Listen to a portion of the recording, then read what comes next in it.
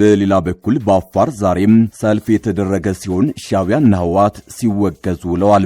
በዚህ መሃል ግን የህወሓት ጦር ተጨማሪ ቦታዎችን ለመቆጣጠር እየተንቀሳቀሰ መሆኑ ታውቋል። በህወሓት ተይዘዋል በተባለባቸው በክልበት ዞን ስር በሚገኙት ሁሉም የገጠር ወረዳዎችና ከተሞች የሚኖሩ ነዋሪዎች የህወሓትን ቡድን በክልሉ ከፍቶታል ያሉትን ጦርነት የሚያወግዝ ሰላማዊ ሰልፍ ተካሂዷል።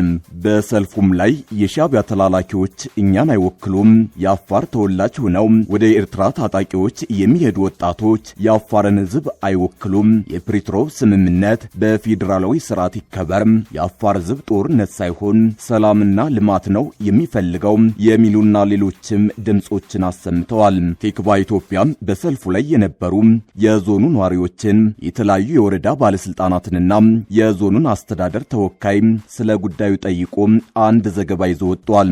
የክልበት ዞን ኢኮኖሚ ዘርፍ ኃላፊና የዞኑ ወኪል አስተዳደር አቶ ኡስማን ሞቶህ ከ3 ዓመት በፊት የህወሓት ቡድን በአፋር ክልል ያደረገውን ወረራ በርካታ ጉዳቶችን አስከትሎ ነበር።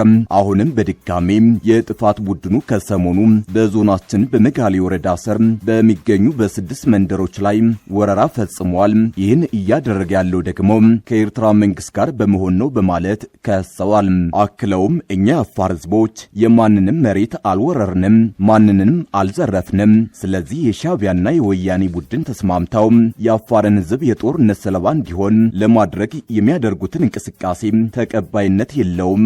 አሁንም ባሉበት ይቁሙልን፣ የወረሩትን አካባቢ ለቀው ይውጡልን፣ የሻዕቢያ ወታደሮች በአፋር ህዝብ ላይ እያደረሱት ያለው ጉዳት ይቁም ብለዋል። ከዚህ በተጨማሪም የህወሓት ቡድን ከሰሞኑ ወረራ የፈጸመባቸውን 6 መንደሮች ለቋል የሚሉ መረጃዎች ሐሰተኛ ናቸው። ቡድኑ ለፕሮፓጋንዳ እየተጠቀመበት ነው እንጂ አልለቀቀም። እኔ ራሱ በስፍራው ነኝ። እንኳን የወረራቸውን አካባቢዎች ሊለቅ ይቅርና ተጨማሪ አካባቢዎችን ለመውረር እየጣረ ነው ብለዋል።